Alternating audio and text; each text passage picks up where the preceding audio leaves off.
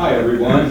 Hi. Really good to see the nice turnout. I'd like to share with you a little bit about Clint Mach, who's sitting over here with his lovely wife Pat.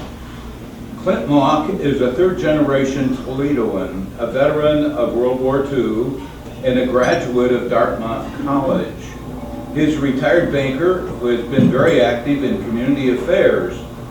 He has worked for the Toledo Symphony Orchestra, the United Way, and is a 20-gallon blood donor for the Red Cross. Clint is one of the founders of St. Timothy's Episcopal Church in Toledo, and also the Black Swamp Conservancy, which saved a large piece of land on Catawba Island. Also, Danbury Peninsula at Meadowbrook Marsh, and donated it to the local park system. That expanded the park that Danbury Township already had. Clint is a 60-year member of Toledo Rotary Club, and Clint was asked to tell some stories of early in Northwest Ohio and Toledo. These stories resulted in a very successful book for the Toledo Rotary Foundation for the Disabled people in the city. Retelling these stories to over 500 groups has provided a new career in his senior years. Please give a warm Ottawa County welcome to Clint Mach. Good morning. Good morning. I knew he would. He does that every time he speaks in Toledo.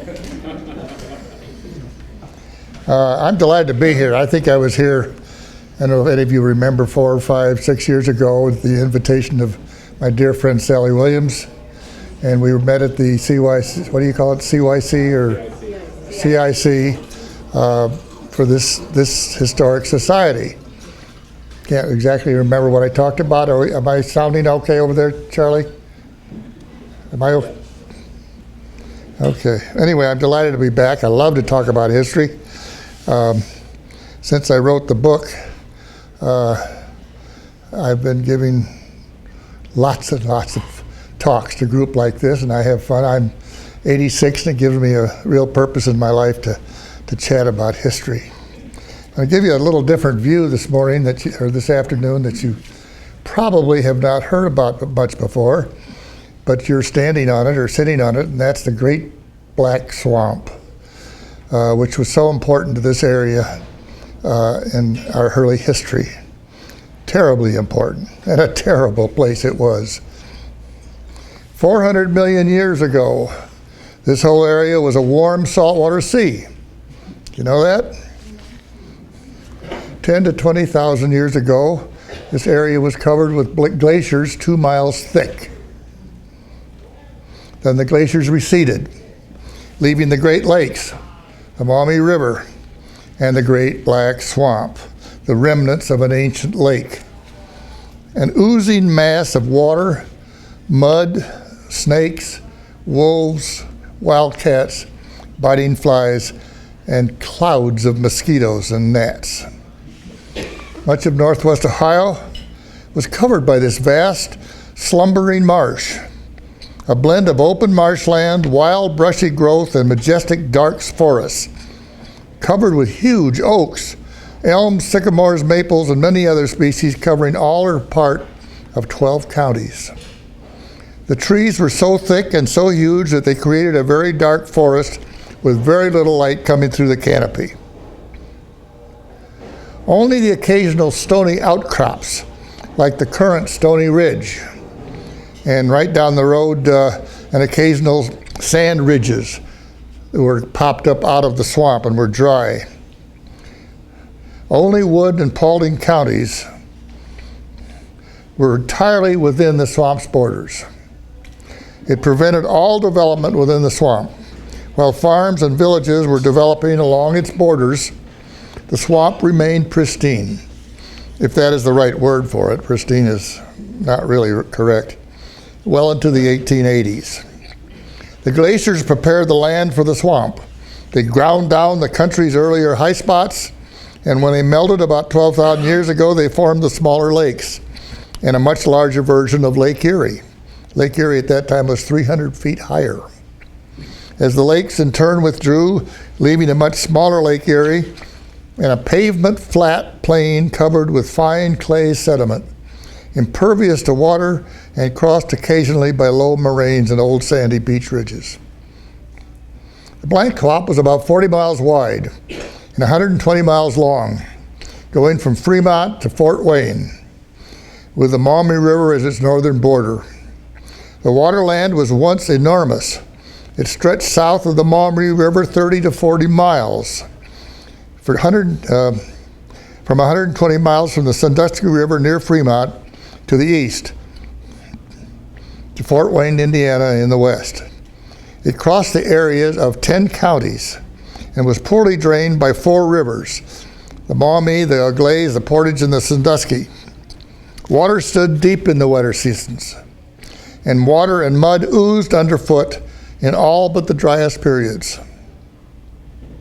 Beginning with the Indians, almost everyone avoided its knee-deep mud and ravenous mosquitoes. Indian villages ringed the swamp, and a look at any map shows today that later white settlers and their settlements followed the example set by the Indians. One can visualize the border of the swamp by looking at a map today. The towns all bordering the swamp: Port Clinton, Fremont, Findlay, Delphus, Van Wert, Fort Wayne, Defiance, Napoleon, Maumee, Perrysburg, and Toledo. You can just see where the swamp was.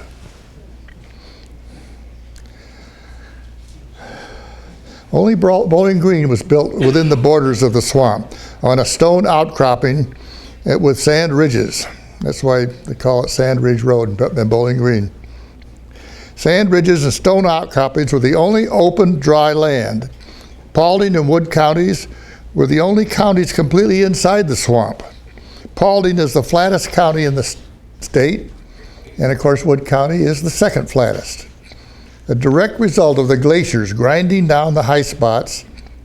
Some observers characterize the swamp as the most unhealthy place on the continent. It was well into the 19th century before there was any serious attempts to settle in the swamp. One could get hopelessly lost by going just 100 yards in and never find your way out. The Battle of Fallen Timbers and its success over the resident Indian tribes in 1794 finally made development on the edges possible. But an easy life it wasn't.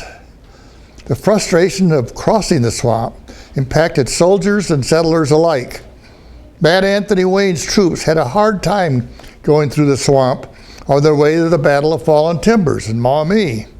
The same was true for General William Henry Harrison and his men heading north to build and defend Fort Meigs.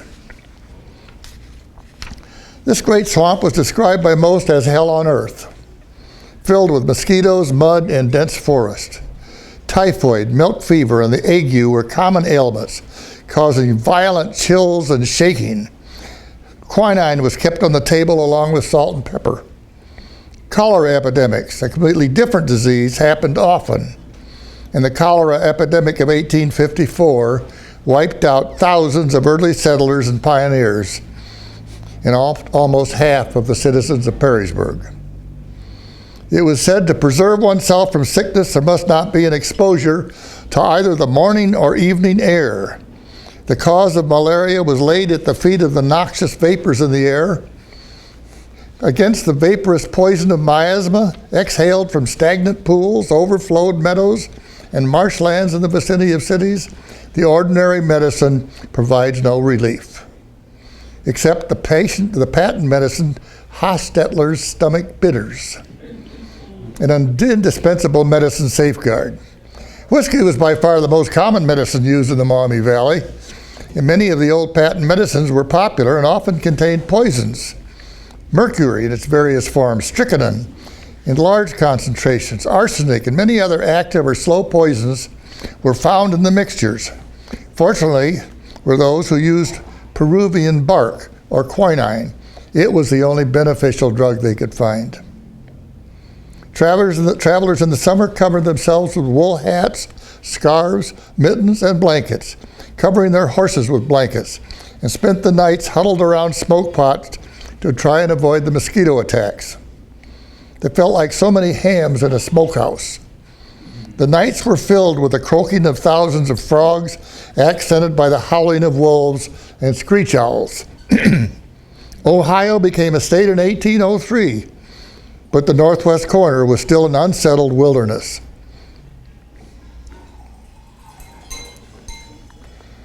Excuse me.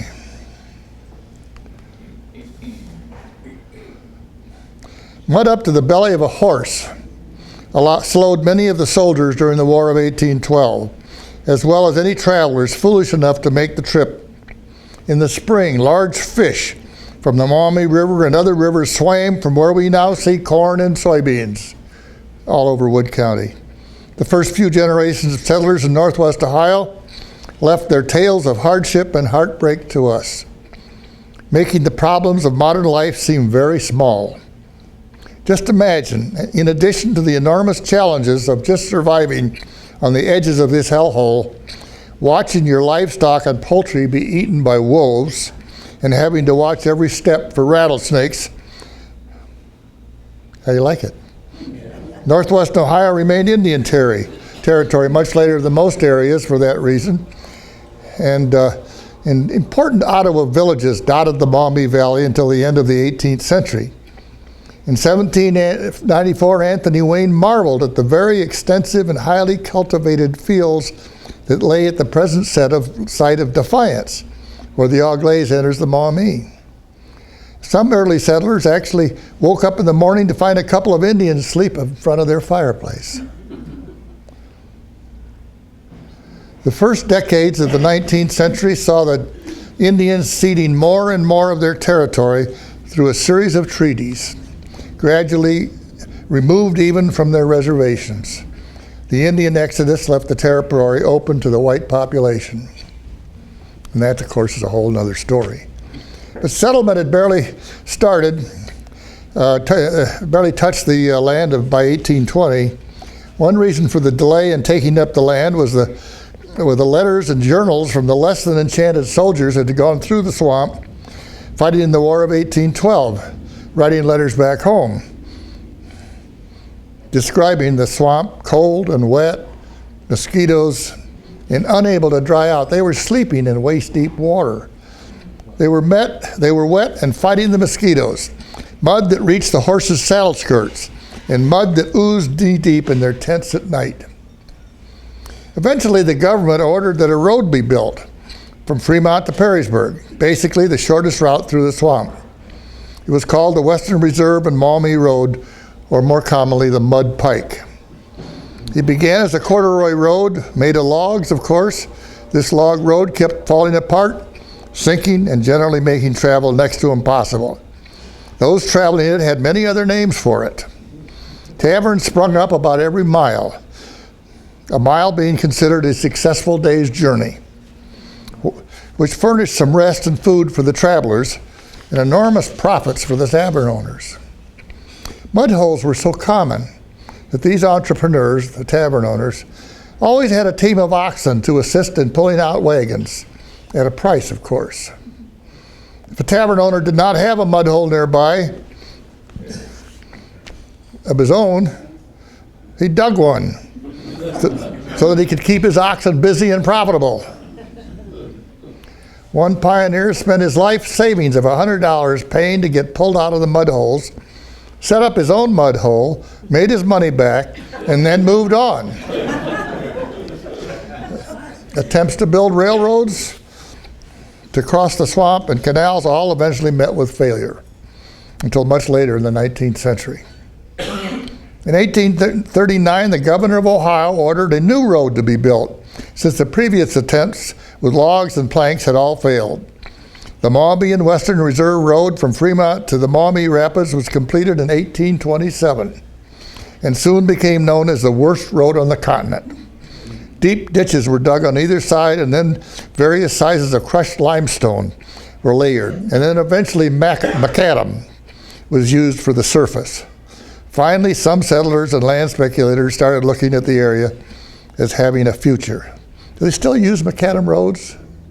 I have no idea. During the 1830s, settlements stepped up, especially near the present-day towns of Maumee and Perrysburg and Fremont. In 1832, a brave family settled right in the middle of the swamp on some stone outcroppings and sand ridges, and this became Bowling Green, as I mentioned earlier, the only city built inside the swamp's perimeter. A plank road was laid from Delta to Toledo in the early days, which you can now find underneath Airport Highway. Transportation improved during the 1840s when both the Erie and the Wabash and Erie canals opened along the Maumee and Auglaize rivers. But a lot of land held by the government and land speculators restrained settlement. So did reports from the canal building crews. Tales of typhoid, pneumonia, cholera, and especially malaria, usually called the ague or the shakes, did not exactly excite future settlers. Clearing the land was an awful job. A good axeman might fell 1 acre in a month of hard labor, and then he still had to get rid of the huge tree trunks and their stumps before he could start farming it. The timber had great value, and much of it went to Europe for shipbuilding. It took several years for the stumps to rot sufficiently to bring the stump removers in with their dynamite. A good dynamiter could blow a large stump out of the ground as high as 100 feet. The large felled trees could only be removed in the dead of winter. The mud prevented summer removal, so they had to wait for the frozen ground in winter using huge horse-drawn sleighs. Railroads and drainage ditches were the real keys to the magical transportation of early travelers in this frightful swamp, converting it into today's neatly cultivated fields of corn, wheat, and soybeans. The flat topography of Northwest Ohio was no challenge to the railroad construction, and by 1860, several important lines radiated from Toledo, and others fringed the area. By 1886, railroads ran through the whole region. Not only did these iron roads surpass all the canal's ability to link farmers to their markets, they created insatiable demand for wood for the engines and wood for the railroad ties as well. Much white oak also went to make masts and planking for Great Lakes ships and docks. By 1869, there were 7 sawmills operating in their villages near the village of Bono. You know where Bono is up? You know what that means? I don't know if it's true or not. It was French for bon eau, which means good water. Take it or leave it. Since the flat ground would not drain, farmers dug furrows, filled it first with brush, and then put 2 boards in a teepee shape like this, and eventually clay tiles for to drain what was the problem in. The problem is clay tiles were too expensive. The solution to the problem was the problem. Now listen to that. The solution to the problem was the problem. In that perfect clay for tiles was what was holding the water in 4 or 5 feet down. Then this whole area was populated by more than 50 clay tile factories. Probably had some around here in the old days. And the draining of the swamp went forward in earnest. I still remember a tile factory remains west of Perrysburg near the foot of the bridge. In 1859, Ohio realized it had to do something about draining the swamp and passed the ditch laws. Over 15,000 miles of ditches were dug to solve the biggest drainage project in the world. Steam Buckeye trenchers finally were invented and helped to automate the process of tiling these fields. In 1850, the Ohio legislature passed the first law regarding government support for the drainage systems, finally realizing that the cholera was being transmitted by dirty water. This day, Wood County, where I live, still maintains over 3,000 miles of ditches that they're still maintaining, and many, many miles of long, straight, high-crowned roads. By the 1880s, the rich, flat, Northwest Ohio cornfields and woodlots looked very much as they do look today. Now, the demise of game birds and large mammals is well documented. Many of them took refuge in the undrained parts of the swamp. making those areas a paradise for hunters. Woodcutting and hunting soon eliminated most game species. The last deer was killed in 1889. The last deer around here. Think of that. They probably come to your backyards now. At least they do in Perrysburg. We know how they repopulated anyway. Bison and elk lived here, but never abundant. Vanished by the early 1800s. Beaver were gone from the Maumee Valley by 1837. River otters dwindled early on, and the last pair of cougars were killed in 1845. White lynxes and wolverines about the same time. Bobcats were here until the late 1880s. Gray wolves and bears were gone by 1869. Wild turkeys hung on until the end of the century, as did passenger pigeons. Some of the saddest casualties were the immense spawning grounds in the swamp where lake sturgeon, muskies, and northern pikes came up to spawn in the spring. Mill dams blocked the fish's spawning runs upstream from Lake Erie. Silt covered their eggs and destroyed aquatic vegetation. A foot of topsoil had washed into the streams from the cleared black swamp. Northwest Ohio was hit by a second cholera epidemic in 1850 that lasted 5 years. A steamer from Buffalo docked at Toledo, discharging passengers that were infected with cholera. A story circulated about an unscrupulous undertaker who was dumping bodies into a mass grave. So many were dying so fast. He found a body in the street, gathered it up, and disposed of him in the same mass grave.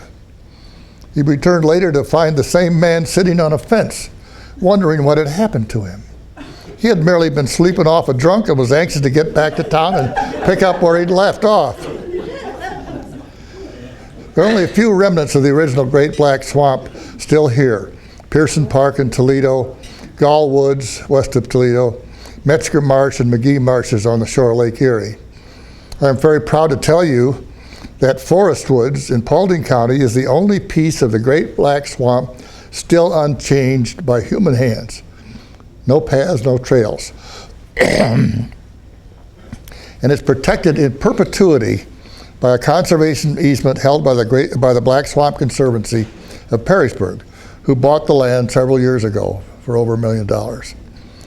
You should know that a conservation easement is agreed to by the landowner and the Black Swamp Conservancy here in Perrysburg, attaches to the title forever, and prohibits any development of that land forever, even when the ownership changes. And you should realize that forever is a very long time, especially towards the end.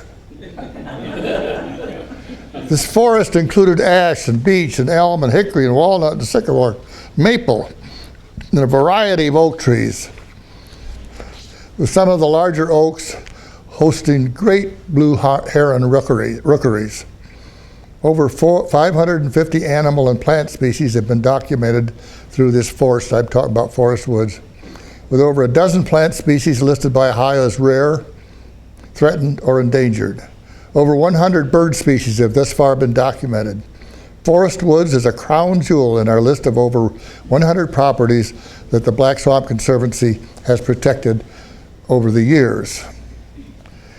We've added some 250 acres to the original 90 in the Forest Woods Preserve. Black Swamp Conservancy has saved over 16,000 acres, and I'm proud to be one of its founders. Perrysburg's Black Swamp Conservancy is probably the best land trust in the state of Ohio, but I'm a little prejudiced. But some of you may know that we saved a 65-acre property over on the island, or the, what do you call it? The Catawba, that a developer owned and wanted to build 200 or 300 houses on. And we battled him. Somehow the county had let it slip through, and we finally bought it from him for $1,300,000. Right near the fire station in that area. It's a beautiful, untouched preserve over there, full of birds and stuff. And we protected. There's a strip of beach along here in downtown Port Clinton, past the canal to the docks. That beach That was all part of a 99-year lease with all the people that lived across the street. And we have now protected that beach in perpetuity, so it will never be developed. It looks like a nice, beautiful marsh.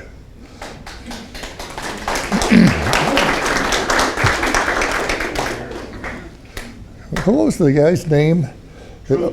Huh? True. Well, his name was Frank, wasn't it, or Oliver? I dealt with him for several years over that project.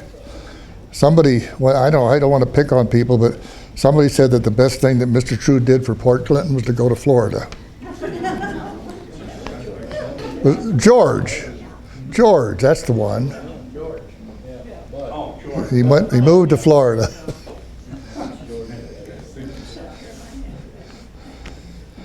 You should know that just here in Ohio alone, 400 acres a day are lost to development. 400 acres per day in Ohio alone. And there's not a minute to spare to continue saving the most beautiful of these acres. We are not working for ourselves, but for all the future generations of our kids, grandkids, and great-grandkids, that they may deserve to see the open fields and wetlands that we all grew up with. That's what we do. When I built a house on East Boundary in Perrysburg, the street was a gravel road, 1956. A gravel road in downtown Perrysburg. I could shoot pheasants in my backyard. My uncle had horses. He used to take me horseback riding on a Sunday afternoon from Perrysburg to Lime City.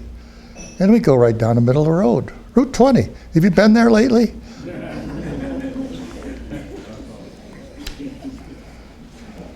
There was no traffic. I thank you very much for your kind attention. That's the end of what I'm going to talk about, unless there's some questions. Do you have any idea when the dike was put up in to divert the river? Here? No, I don't. I'm getting questions, and I don't know. I don't know. In the 1880s, Yeah, the 1880s. That's about right. That's what I'm getting, but that's not true, I guess. the library knows. They have pictures. Don't tell me. You're not asking nicely. Please. Sir, Yes. a question. You see, you've been at 500 events like this. I wonder what that's done to your cholesterol. Well, today was no help. No, actually, my cholesterol is just fine, thank you. At my age, I have to do a lot of physicals. Yes, young lady. Can you comment anything about gas and oil development? I can't quite hear you. Comment about gas and oil development in the last year? Well, there was certainly a lot of it. In the early days, we were a major supplier of oil and gas. I have a story about Golden Rule Jones, which I could tell you, because he was the most successful oil man in the history of Ohio, and went from a third grade education in Wales to a multimillionaire in Toledo. But yeah, I can't tell you much except when we put in a conservant easement on these farms that we do so much of now. The biggest work we have is to find where the old oil wells were and identify them so that they're marked. It was very successful at the time. Mr. Jones discovered the largest oil well in the history of Ohio and formed a company called Ohio Oil Company. And he eventually sold out to Standard Oil Company. And of course, by this time he was very, very wealthy with a third grade education. He came to Toledo and became a mayor. And he also built a big factory, successful factory. And I could talk about Mayor Jones for hours. He invented the 8-hour day instead of 14 hours. He paid $2 a day instead of $1 a day. He hired women at the same price as men. He had a nursery for their children. He had hot lunches served at cost. After 6 weeks of working for him, you got a 1-week paid vacation. He had pension funds, stock purchase plans, and health insurance plans. 1896, folks. This Golden Rule Jones Can you imagine? He was 100 years, he's ahead of some people yet today. But he was that's an amazing story. I'd love to tell you someday. But anyway, this is what my book looks like, just for curiosity. It's, as I say, it's been quite successful. And it goes from the swamp through the earliest days of the battles, the War of 1812, the War of Ohio-Michigan War in 1835, trying to decide where the boundary of Toledo was. Fascinating story. Went right up and, I could tell you, but it goes through the pioneers, Libby and Owens and Ford and Stranahan and Dana and all those industrial DeVilbiss pioneers in Toledo. It goes through the Prohibition, Yanni Licavoli and the gangsters, the murderers, the early days of the Paramount Theater, the what was his name, the big ballroom, which is escaping me for the moment, Trianon Ballroom, with those great big flash, crystal chandeliers. And one thing about the Trianon Ballroom I think was interesting, it could be implemented today. If you misbehaved just once at the Trianon Ballroom, you were not only kicked out, you were banned for life. You could never come back. And it goes through the start of the Libby Toledo Museum of Art, Toledo Symphony, the Toledo Zoo, and all the things that I think make this such a great area of the country to live in. I mean, after all, when you think that we're basically, and I include Port Clinton in this, the transportation center of the country, when you think about it. And that's why you've got the shipping company, UPS, and what's the other one, FedEx, have built these huge warehouses in Perrysburg. Huge, for one reason. The two busiest highways in the United States, 75 and 80-90, cross a half a mile behind my house. We're still a major railroad center, fourth largest in the country. And we have Lake Erie and water. And people didn't realize how important water was going to become, and it is today. I think it's fascinating. I'm just wandering now. I'm sorry, but I apologize. But you got to know this. Of all the water on this planet that we live on, only 0.7% of it is drinkable and available. 0.7% of all the water on the planet, drinkable and available, and you're sitting on the shore at 20% of it. You don't think this is important? When you look at Phoenix and Atlantic and all the trouble they got out west? It's critical. So anyway, I'm sorry, I'll sit down. Thank you. Thank you for your kind attention, and I'll come back and get this. Huh?